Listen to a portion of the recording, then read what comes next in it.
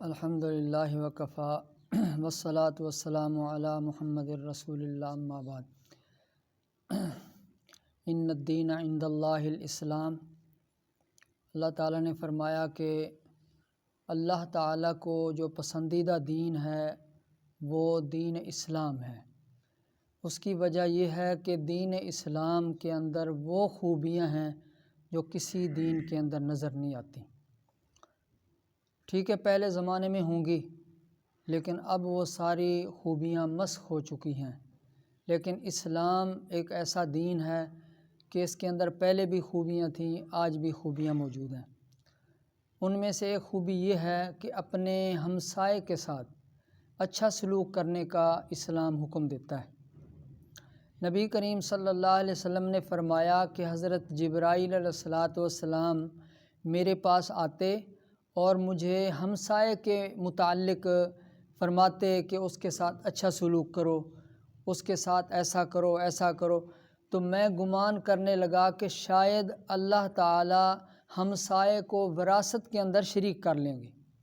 یعنی جس طرح بھائی کا حصہ ہوتا ہے، بہن کا حصہ ہوتا ہے، ماں باپ کا حصہ ہوتا ہے مرنے کے بعد، تو اسی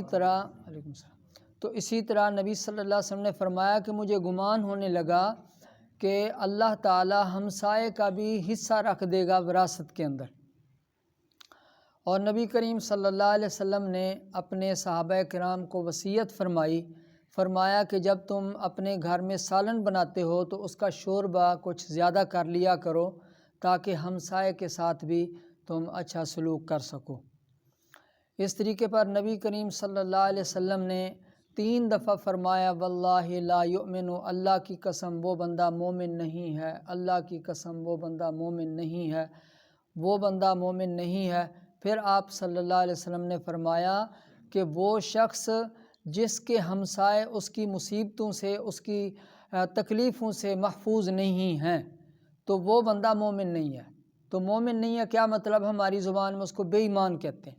وہ بندہ بے ایمان ہے جو اپنے ہمسائے کے ساتھ برا سلوک کرتا ہے۔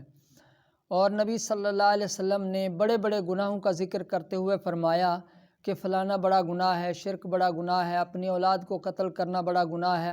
اسی طرح آپ صلی اللہ علیہ وسلم نے فرمایا ان تزنی حلیلۃ جارکا، اپنے ہمسائے کی بیوی کے ساتھ اگر تو بدکاری کرے تو یہ بھی بڑا جرم ہے، بڑا گناہ ہے۔ دیکھو بدکاری جو گناہ ہے وہ ویسے ہی بڑا ہے، لیکن اپنے ہمسائے کے ساتھ ایسا سلوک کرنا کہ اس کی بیوی کے ساتھ، اس کی بیٹی کے ساتھ، اس کی بہن کے ساتھ بدکاری کرنا یہ اور بڑا جرم بن جاتا ہے، کیونکہ ہمسائے کا ہمسائے پر اعتماد ہوتا ہے۔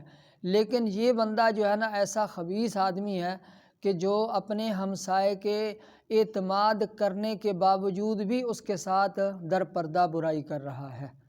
تو دین اسلام نے ہمسائے کے ساتھ اچھا سلوک کرنے کا حکم دیا ہے۔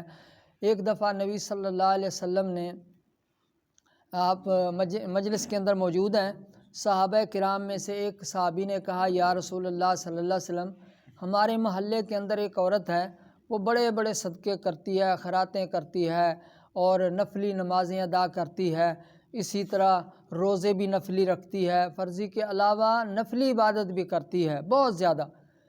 تو اللہ کے نبی، اس کے اندر ایک خرابی ہے کہ وہ اپنے ہمسایوں کے ساتھ زبانی کلامی گندی گفتگو کرتی ہے، جس کی وجہ سے ہمسایوں کو تکلیف ہوتی ہے۔ تو اللہ کے نبی اس کے متعلق بیان فرمائیں۔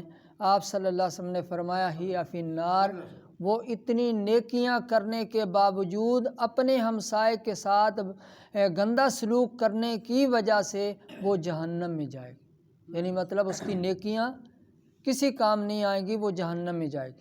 ایک صحابی نے کہا یا رسول اللہ صلی اللہ علیہ وسلم، ہمارے محلے کے اندر ایک عورت ہے اور وہ ایسی ہے کہ وہ خاص نماز تو نہیں پڑھتی، فرضی نماز پڑھتی ہے، فرضی روزے رکھتی ہے، اور وہ پنیر کے ٹکڑے جو ہے نا وہ صدقہ کرتی ہے، کوئی خاص مطلب کوئی بڑا صدقہ نہیں کر سکتی۔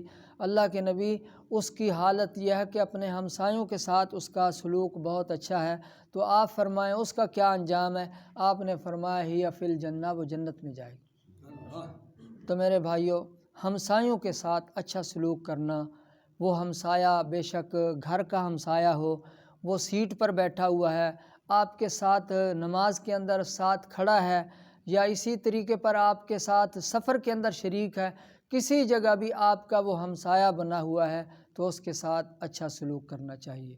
اللہ سمجھنے کی، عمل کی توفیق بخشے۔ سبحان اللہ۔